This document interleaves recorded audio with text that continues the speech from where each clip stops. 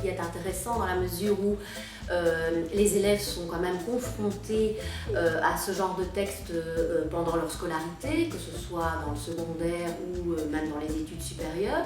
Donc il est intéressant qu'ils soient familiarisés le plus jeune âge, on va dire, à ce genre de texte. Et puis c'est un texte aussi qu'on rencontre finalement assez souvent dans la vie de tous les jours. C'est le parent pauvre quelque part de nos cours, c'était le texte informatif. Ce qui est intéressant aussi, c'est qu'au niveau de la motivation des élèves, on peut trouver des sujets qui les intéressent vraiment. Et donc c'est évidemment là qu'il y a aussi l'intérêt de travailler ce genre de texte. Mais moi, ça m'intéresse hyper fort tout ce qui est scientifique et tout, donc voilà, je trouvais ça super sympa. Dans le lire-écrire, j'ai ce souvenir que le texte sur la police scientifique, ça avait branché les garçons très fort, les filles aussi d'ailleurs.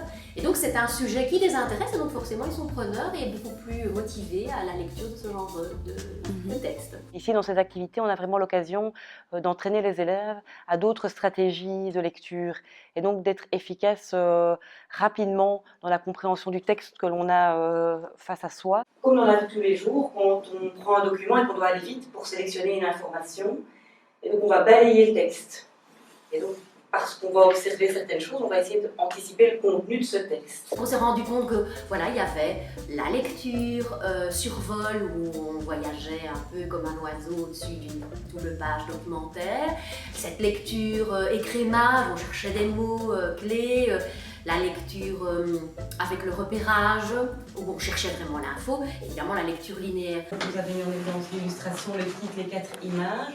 D'autres choses qui ressortent des 3 productions? C'est important de mettre des mots sur les différentes stratégies de lecture que chacun peut mettre en place pour finalement être plus performant et être meilleur lecteur. Toi, quand tu as reçu la première fois le document, qu'est-ce que tu as fait? Quelle lecture tu as pu en faire? D'abord, j'ai lu l'ours. Oui. Ensuite de ça, parce que les images vont plus vite, mais du coup, ça a fait que je savais directement de quoi en parler, puisqu'on voit des gens en train de représenter la forêt, on voit les différentes évolutions sur les images. Bien, oui. Alors, est-ce que vous observez ça? Est-ce que cette manière de faire, est-ce que vous la mettez en œuvre à d'autres moments dans vos lectures? Quand vous êtes à la maison, à l'école? En fait, dans le lire-écrire, ce qui est intéressant, c'est justement cette dynamique où on travaille parfois d'abord un peu seul, puis en duo, puis en petit groupe, etc. Surtout que le titre, Oui. les images et les sous-titres. Il y a un porte-parole qui vient devant la classe et qui dit voilà mon groupe il a trouvé ceci, etc. C'est gai de travailler un peu en collaboration comme ça avec les autres, demander l'avis des uns et des autres. Oui, dialoguer, je trouve ça plus chouette qu'un travail individuel.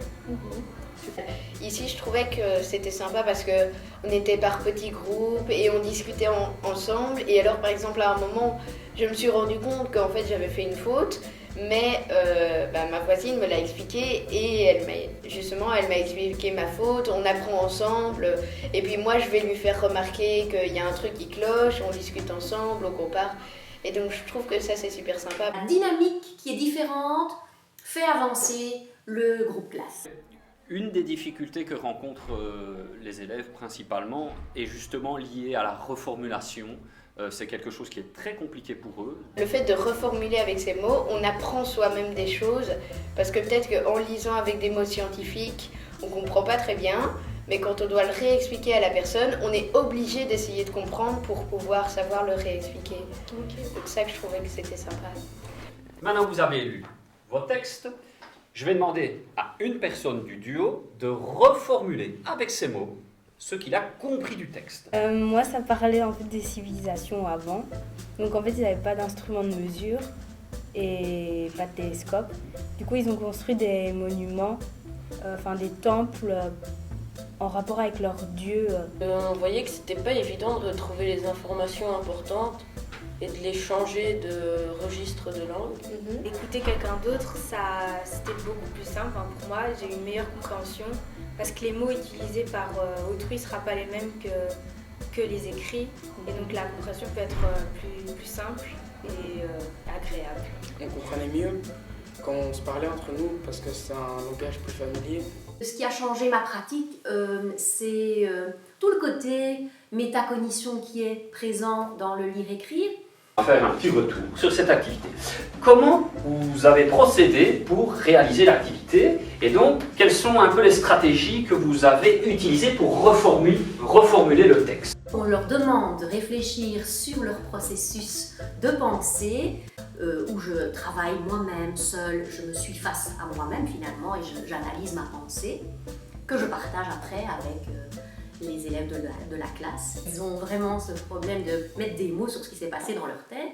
Et puis petit à petit, finalement, tout le monde s'y habitue. Et c'est quelque chose que moi, je ne faisais pas vraiment dans mes pratiques de prof. On voit aussi l'effet positif tout de suite. Honnêtement, l'année passée, en fin d'année, j'ai vu que mes élèves avaient vraiment progressé. Et donc ça, c'est vraiment super. On voit que c'est quand même utile. Chez les élèves moins bons, toute une série de stratégies qui ont été mises en place et qui permettent de les aider à prendre confiance en eux et à finalement se dire qu'ils peuvent aussi y arriver. Ils se rendent compte que ça leur sera bénéfique, utile dans la vie de tous les jours pour être plus efficace, non seulement à comprendre l'information qu'on veut nous donner, quelle est l'intention du document, pour ensuite choisir la lecture la plus appropriée pour la compréhension. C'est un outil bien fait qui accompagne l'enseignant et qui lui permet de rester lui-même.